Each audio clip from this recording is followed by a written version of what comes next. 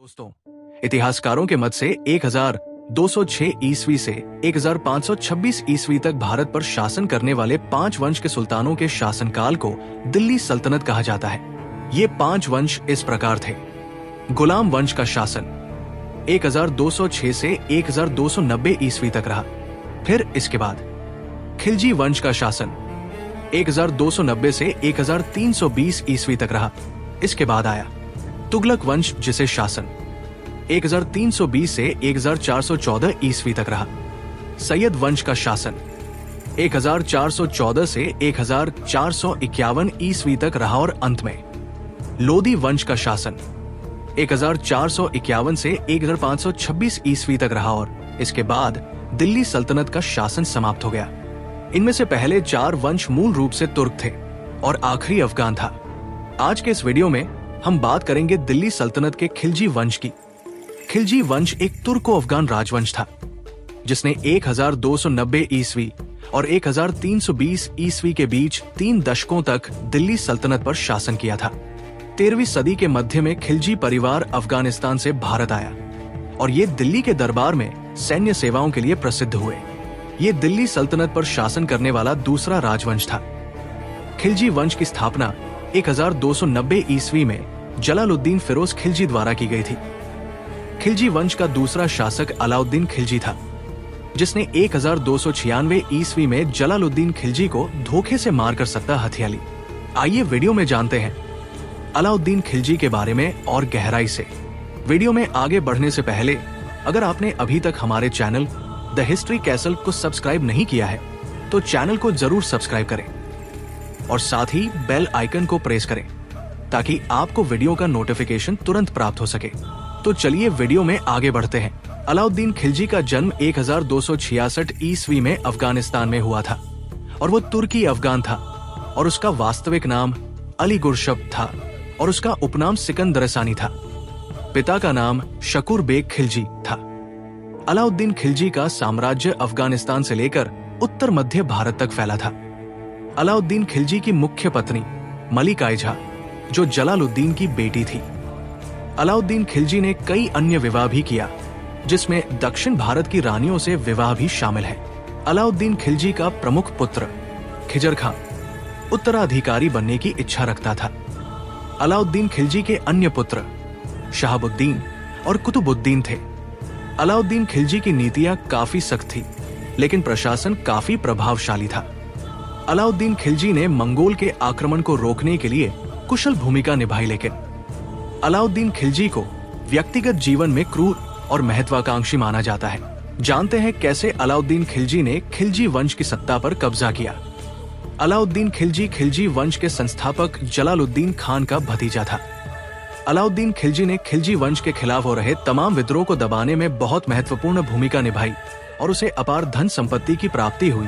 इस सफलता से उत्साहित होकर अलाउद्दीन खिलजी के मन में सत्ता का लालच आ गया और उसने लालच में आकर अपने चाचा और खिलजी वंश के संस्थापक जलालुद्दीन खान को गले मिलते समय धोखे से अपने 2 सैनिकों के साथ मिलकर मार डाला और सत्ता पर कब्जा कर लिया। इस प्रकार अलाउद्दीन खिलजी 22 अक्टूबर 1296 ईस्वी में खिलजी वंश का दूसरा शासक बना। अलाउद्दीन खिलजी के शासन में उसके विद्रोहियों ने अलाउद्दीन खिलजी के खिलाफ कई बार विद्रोह किया, जिनमें से कुछ विद्रोह किस प्रकार है।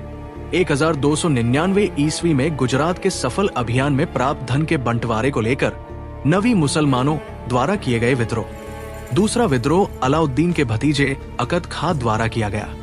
तीसरा विद्रोह अलाउद्दीन की बहन के लड़के मलिक उमर एवं मंगू खां ने किया। चौथा विद्रोह दिल्ली के हाजी मौला द्वारा किया गया।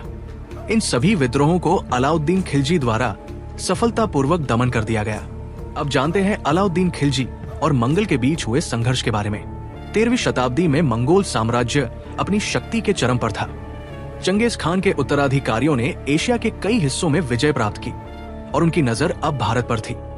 दिल्ली सल्तनत पर मंगोल आक्रमण 1221 ईस्वी इल्तुतमिश के समय से शुरू हो गया था। मंगोलों का उद्देश्य भारत की समृद्धि को लूटना और सल्तनत पर कब्जा करना था। अलाउद्दीन के शासनकाल में मंगोलों ने भारत पर कई बार आक्रमण किया, लेकिन उन्होंने हर बार मंगोलों को पीछे हटने पर मजबूर कर दिया। 1297 से 98 ईस्वी में मंगोल नेता सल्दी और कुल्गू ने गुजरात पर आक्रमण किया, लेकिन अलाउद्दीन खिलजी ने मंगोल को गुजरात से खदेड़ दिया। 1299 ईस्वी में मंगोल नेता कुतलुक ख्वाजा ने दिल्ली पर सीधा आक्रमण किया, लेकिन यहाँ पर भी मंगोल को मुंह की खानी पड़ी। 1303 ईस्वी में जब अलाउद्दीन चित्तौड़ की विजय में व्यस्त थे, मंगोलों ने दिल्ली पर हमला किया, लेकिन एक बार फिर मंगल पराजित हो गए। 1305 ईस्वी में मंगोल नेता तारतक ने भारत पर सबसे बड़ा आक्रमण किया। तराइन के पास बड़ी लड़ाई हुई, जिसमें मंगोल का पूरी तरह से सफाया हो गया। 20,000 से अधिक मंगोल सैनिक मारे गए। इस विजय ने मंगोल को भारत पर आक्रमण करने से हमेशा के लिए हतोत्साहित कर दिया। मंगोल के खिलाफ मिली इस चीज के बाद अलाउद्दीन खिलजी को एक कुशल योद्धा के रूप में मान्यता मिल चुकी थी। अलाउद्दीन खिलजी ने अपने शासनकाल में अपने साम्राज्य को बहुत विस्तार दिया। जानते हैं किस प्रकार से अलाउद्दीन खिलजी ने अपने साम्राज्य का विस्तार किया। 1298 ईस्वी में अलाउद्दीन खिलजी ने अहमदाबाद के निकट राजा करण देव को हराकर गुजरात पर कब्जा कर लिया। युद्ध में अलाउद्दीन खिलजी ने कई व्यापारिक बंदरगाहों को अपने अधीन कर लिया था। खिलजी ने जैसलमेर के राजपूत शासक दूदा एवं उसके सहयोगी तिलक सिन्हा को 1299 ई में पराजित किया और जैसलमेर की विजय की। 1301 ईस्वी में अलाउद्दीन ने रणथंभौर के किले को जीत कर अपने कब्जे में कर लिया। इस युद्ध में हमीरदेव विरगति को प्राप्त हुए।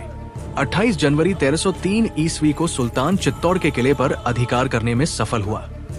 रावल रतन सिंह युद्ध में वीरगति को प्राप्त हुए और उनकी पत्नी रानी पद्मिनी ने अन्य स्त्रियों के साथ जौहर कर लिया।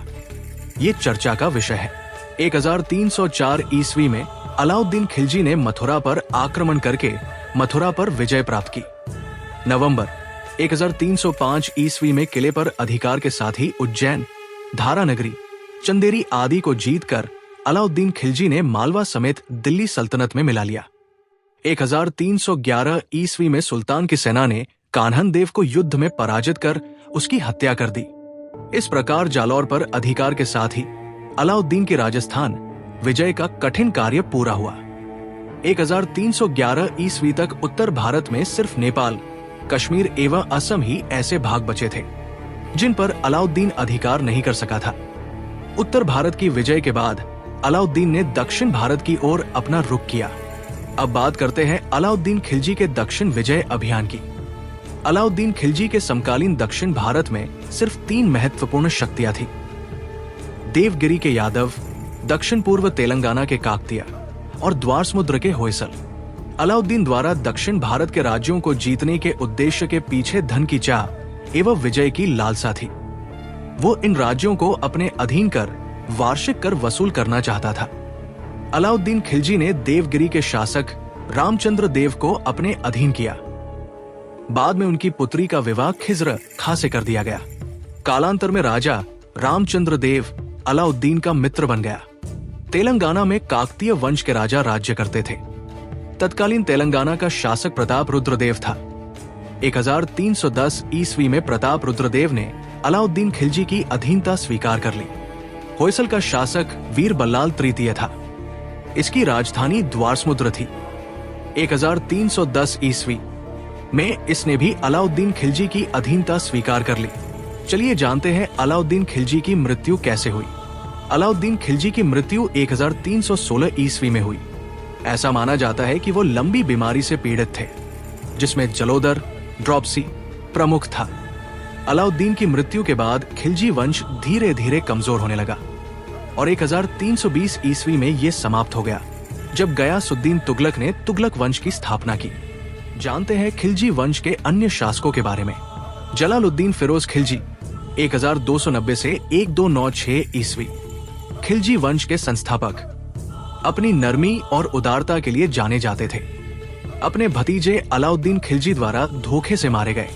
अलाउद्दीन खिलजी 1296 से 1316 ईस्वी वंश का सबसे शक्तिशाली शासक, अपने सैन्य अभियानों और प्रशासनिक सुधारों के लिए प्रसिद्ध।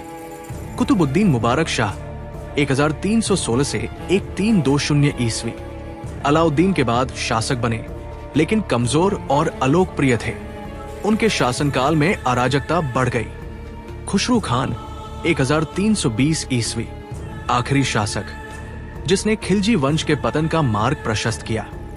तुगलक वंश के संस्थापक गयासुद्दीन तुगलक ने उन्हें पराजित किया। आइए जानते हैं खिलजी युग में वास्तुकला में खिलजी के योगदान के बारे में।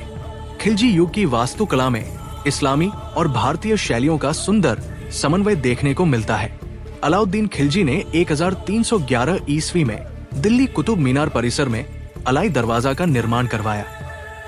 ये अलाउद्दीन खिलजी द्वारा बनवाया गया एक भव्य प्रवेश द्वार है। इसमें इस्लामी वास्तुकला की उत्कृष्टता दिखाई देती है, जैसे कि अरबी शिलालेख, ज्यामितीय डिजाइन और गुंबद संरचना। इसका निर्माण लाल बलुआ पत्थर और सफेद संगमरमर से हुआ है। ये भारत में पहली बार सही अनुपात में निर्मित गुंबदों में से एक है। अलाउद्दीन खिलजी ने 1303 ईस्वी में दिल्ली में अलाउद्दीन खिलजी ने मंगोलों के आक्रमण से बचने के लिए सिरी किले का निर्माण करवाया। ये दिल्ली का दूसरा शहर माना जाता है। अलाउद्दीन खिलजी ने 1300 ईस्वी में अपनी सेना और जनता के लिए एक विशाल जलाशय हौजलाई बनवाया। ये लगभग 70 एकड़ में फैला था और दिल्ली को पानी की आपूर्ति करता था। बाद में तुगलक वंश के दौरान इसे हौजे खास नाम दिया गया। जानते हैं अलाउद्दीन खिलजी के दरबार में मौजूद प्रसिद्ध व्यक्तियों के बारे में। मलिक काफूर, जो अलाउद्दीन खिलजी के सबसे भरोसेमंद सेनापति थे और जिसने दक्षिण भारत के अभियानों का नेतृत्व किया, जैसे देवगिरी, वारंगल और पांडे साम्राज्य की विजय। अमीर खुसरो, अलाउद्दीन के दरबार के प्रसिद्ध कवि, इतिहासकार और संगीतकार। तूतिए हिंद, भारत का तोता कहे जाने वाले खुसरो ने फारसी साहित्य और हिंदुस्तानी संगीत में अमूल्य योगदान दिया। उनकी रचना खजाइनुल फुतूह अलाउद्दीन की विजयों का वर्णन करती है। जियाउद्दीन बर्नी, एक इतिहासकार जिन्होंने दिल्ली सल्तनत का विस्तृत वर्णन किया। भले ही उन्होंने अलाउद्दीन के शासनकाल के बाद लिखा, लेकिन उनकी रचनाओं में अलाउद्दीन की नीतियों और प्रशासन का विशद वर्णन मिलता है। काजी आला उल मुल्क, अलाउद्दीन के मुख्य न्यायाधीश काजी उल कजात, सुल्तान की कठोर नीतियों और बाजार सुधारों को लागू करने में महत्वपूर्ण भूमिका निभाई। अब जानते हैं अलाउद्दीन खिलजी के शासनकाल में प्रशासन के बारे में। अलाउद्दीन खिलजी का शासनकाल दिल्ली सल्तनत के इतिहास में एक मजबूत और प्रभावी प्रशासन का उदाहरण है। उन्होंने अपने शासन को स्थिर और संगठित बनाने के लिए कठोर नीतियों और सुधारों को लागू किया। उनका प्रशासन सैन्य, आर्थिक और सामाजिक सुधारों का संगठित मिश्रण था, जिसने उनकी सत्ता को लंबे समय तक मजबूत बनाए रखा। अलाउद्दीन खिलजी ने एक बड़ी और स्थायी सेना बनाई, जिसमें सैनिकों को नकद वेतन दिया जाता था और सैनिकों की नियुक्ति और उनके घोड़ों की नियमित जांच होती थी। घोड़ों पर निशान लगाने की प्रथा शुरू की गई। सैनिकों की पहचान के लिए हुलिया, व्यक्तिगत विवरण का रिकॉर्ड रखा गया। मंगोल आक्रमणों से रक्षा के लिए दिल्ली और आसपास के क्षेत्रों में किलों का निर्माण कराया गया। अनाज, वस्त्र और दैनिक उपयोग की वस्तुओं की कीमतें तय की। बाजारों की निगरानी के लिए अधिकारियों की नियुक्ति की। संपन्न वर्ग, जमींदारों पर कठोर कर लगाए। राज्य की आय बढ़ाने के लिए भूमि की नई माप प्रणाली लागू की। अपराधों के लिए कड़े दंड निर्धारित किए गए। विद्रोह, चोरी और भ्रष्टाचार के खिलाफ कठोर कार्रवाई की। विद्रोहियों को मौत की सजा देने में वे कठोर थे। प्रशासन में शाही आदेश सर्वोपरि थे। मामलों का निर्णय शाही दरबार में किया जाता था। शक्ति को पूरी तरह से अपने हाथों में रखा। प्रांतीय गवर्नरों की स्वतंत्रता को सीमित किया। उन्होंने राज्य और धर्म को अलग रखने का प्रयास किया। इस्लामी धर्म गुरुओं और मुफ्तियों को राजनीति से दूर रखा। गैर मुस्लिमों पर जजिया कर लगाया। अनावश्यक खर्चों और विलासिता पर प्रतिबंध लगाया। शराब और नशीले पदार्थों के उपयोग को सीमित किया। उत्सव और विवाह समारोह में फिजूल खर्ची को रोकने के लिए कानून बनाए। तो ये थी जानकार अलाउद्दीन खिलजी के बारे में। आपको ये वीडियो कैसी लगी, इसके बारे में हमें कमेंट करके बताएं।